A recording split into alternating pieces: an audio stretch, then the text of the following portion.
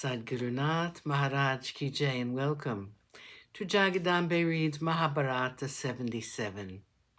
As you may remember, Krishna and Balarama met their cousins, the Pandavas. Drupada was sunk in the depths of sorrow. He had planned the Swayamvara solely for the purpose of bringing Arjuna out of his disguise. He found that some Brahmin had won the hand of his dear daughter. The youth was noble, no doubt. He was a great fighter, too, which was unusual in a Brahmin. He had routed the Kaurava army in such a short time. He had defeated the great Radeya. But he was not Arjuna. Drupada asked his son Drishtadyumna to follow the Brahmins and find out who they were. He wanted to know more about them. He said, "What have I done? I thought that I was cleverer than fate. I was sure that Arjuna would win the hand of my child. I feel that I have done her a great injustice. This Swayamvara should not have been arranged. I should have waited for the coming of Arjuna. I have now, because of my foolishness, thrown away a beautiful gem on a dust heap. If she is insulted, I will never be able to live."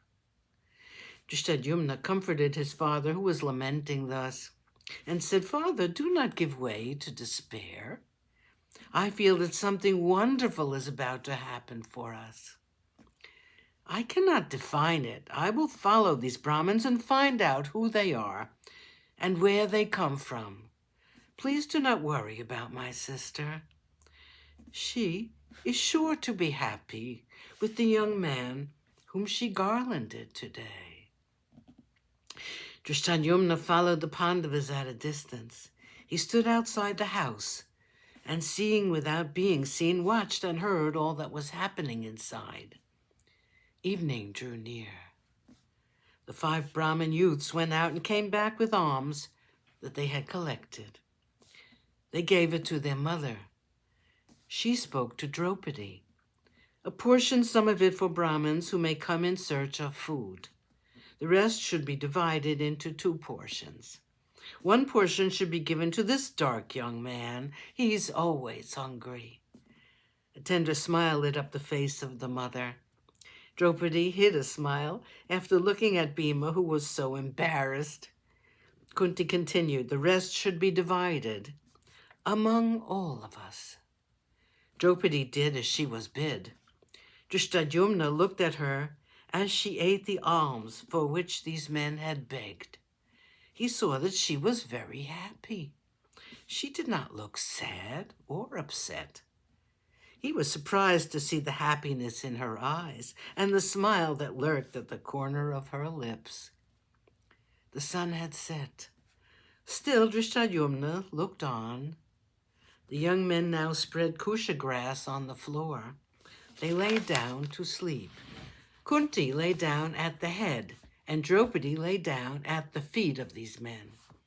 Drishtadyumna came nearer to hear what they were talking about.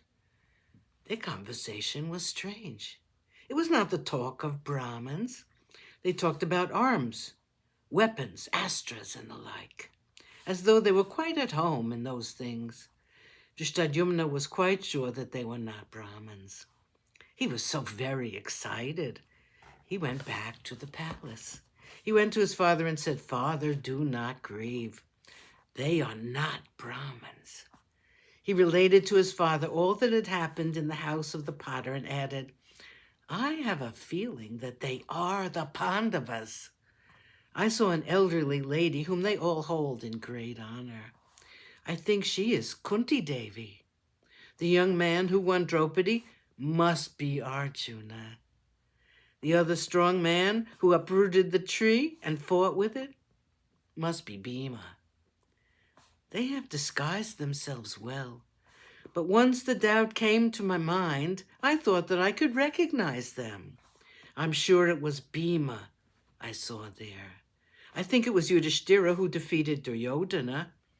There were 2 young men who resembled each other so very much. I'm almost sure that they are Nakula and Sahadev." Sadgurunath Maharaj Ki Jai. Thank you for coming. I hope you come again.